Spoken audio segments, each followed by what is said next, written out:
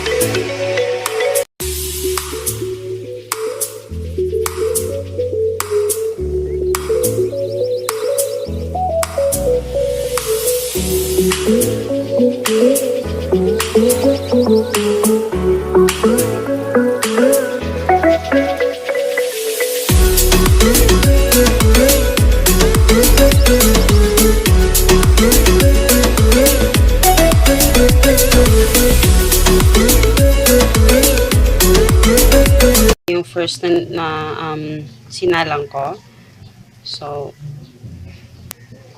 wait until magbubbles na siya, yung feel niyo parang tumitigas na siya, yun.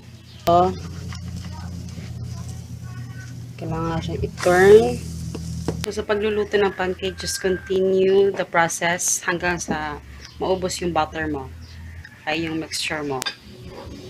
So, eto na siya. Please don't forget to subscribe into my channel kasi marami pa akong i-share sa inyo. And also, please give me a thumbs up and see you in my next video. Bye!